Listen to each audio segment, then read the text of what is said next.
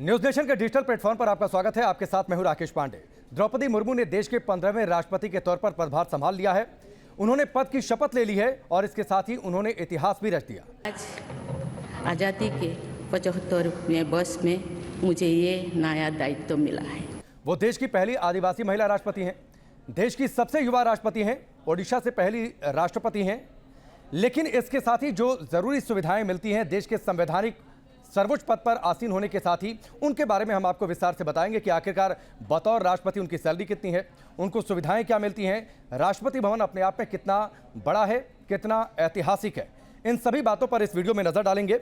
भारत के राष्ट्रपति को इस समय हर महीने 5 लाख की सैलरी मिलती है और साथ ही देश की राजधानी दिल्ली के सबसे पॉश इलाके में राष्ट्रपति भवन है। आपको यह भी बता दें कि ये दुनिया का सबसे बड़ा राष्ट्रपति भवन है। इसके अलावा 2 और हॉलीडे रिट्रीट होम हैं देश के राष्ट्रपति के लिए जो इस सर्वोच्च पद पर आसीन होते हैं। राष्ट्रपति भवन दुनिया का सबसे बड़ा ये राष्ट्रपति भवन है। इसमें 320 एकड़ में फैला हुआ है, 340 कमरे हैं और यहाँ पर 200 लोग काम करते हैं। इन सभी लोगों की सैलरी और साथ ही देश के राष्ट्रपति की जो जरूरी सुविधाएं हैं उस पर सरकार करीब 2.25 करोड़ रुपए हर साल खर्च करती है।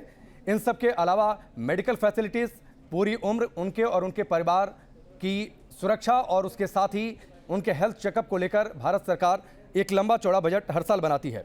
जो 2 हॉलीडे रिजॉर्ट की हम बातचीत कर रहे हैं, हैदराबाद में है राष्ट्रपति निलयम और दूसरा शिमला में है रिट्रीट बिल्डिंग, जहां पर वो अपने परिवार के साथ जा सकते हैं।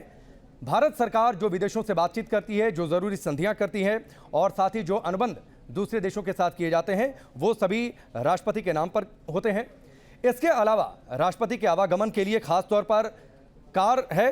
देश के राष्ट्रपति को customise Mercedes Benz S600 Pullman गाड़ी मिलती है। इसके अलावा एक आर्मर्ड व्हीकल होती है लिमोजिन, जो कि देश के राष्ट्रपति के पास होती है जब वो आधिकारिक दौरों पर होते हैं या फिर देश के अंदर उनका विजिट होता है तो वो इन गाड़ियों का इस्तेमाल करते हैं। इसके अलावा देश के राष्ट्रपति अगर ट्रेन से कहीं यात्रा करते हैं या फिर हवाई यात्रा करते हैं तो ये उनके लिए पूरी तरीके से निःशुल्क होती है।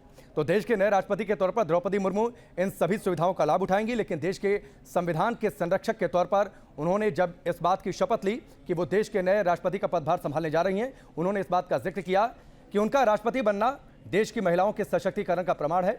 ये तय करता है कि देश में गरीबों के सपने साकार होते हैं और वो इन सब की ध्वजावाहक राष्ट्रपति भवन में बनकर रहेंगी। चलिए फिलहाल अभी के लिए बस इतना ही।